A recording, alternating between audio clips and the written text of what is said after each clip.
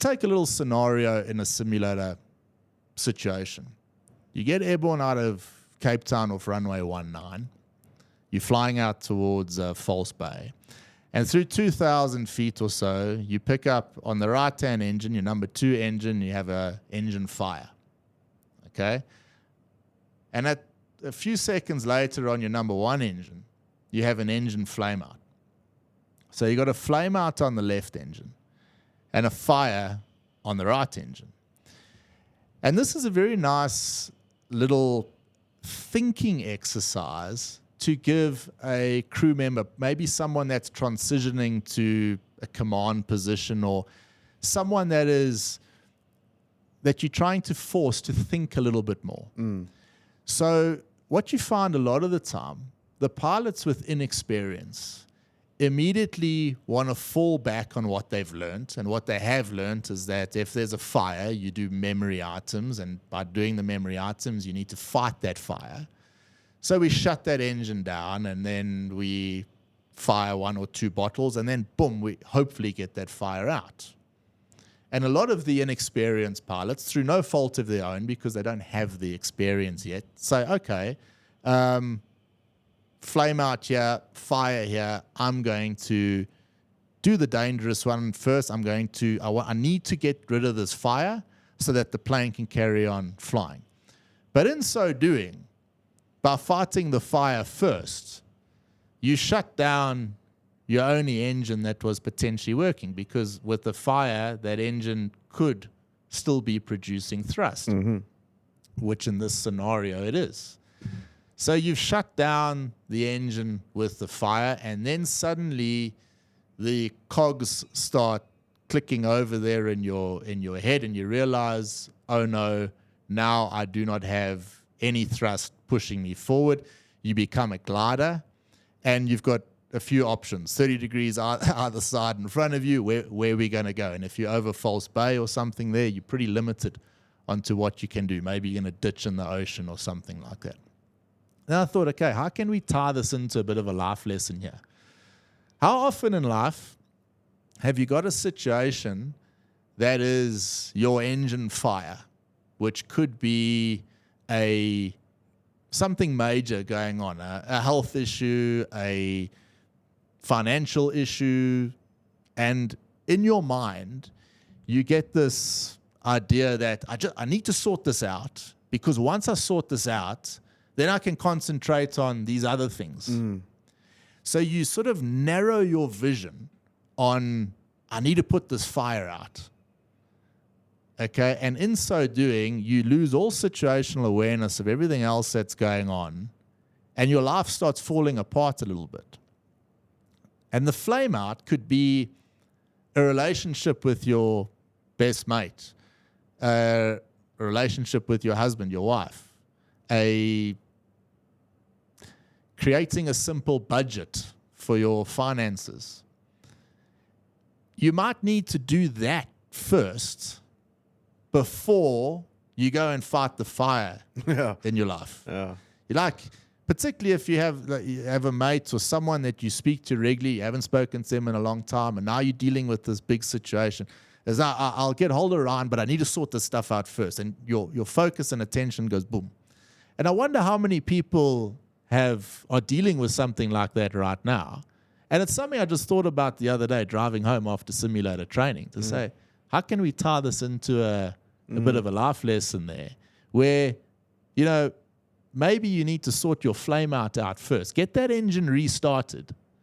Okay, because in this scenario, what we want from the captain here, the new captain, is to say, all right, the engine's on fire, that's bad, but it's still producing thrust. So I'm going to keep that engine running.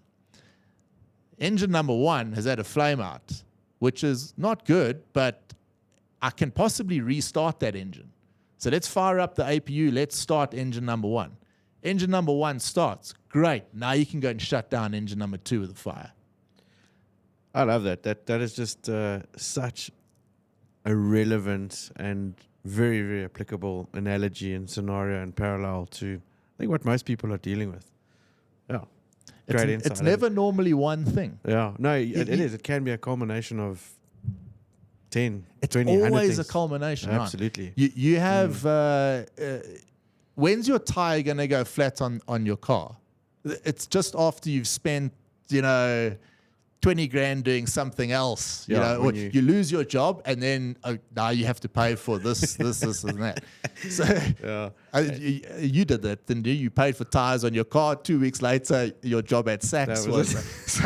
So it's always, tends to come in pairs. Yeah, you always have this major problem, and then you have all these other sort of peripheral issues that tend to pop up. But I think those peripheral issues are popping up because your focus is so bang down the middle on, I've got to fix this fire. Yeah. And you get fixated on it, and then you lose all awareness of everything else that's going on. If you dive deep into it as well, I think it makes you realize that you have to slow yourself down. Sit on your hands a bit. Sit your hand, yeah. Typical thing that we tell everyone in emergency. Just slow down, take a deep breath. And what's it? Assess action and then manage it. I love that.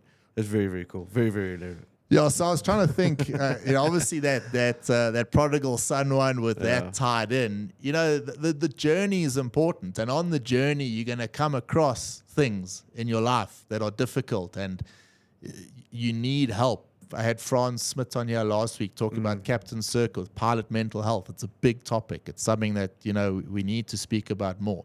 But it's a major thing that everyone is dealing with. Yeah. And sometimes it's just a case of taking a step back and kind of assessing your situation and running a little bit of a risk management model yourself and say, okay, what do I need to do here?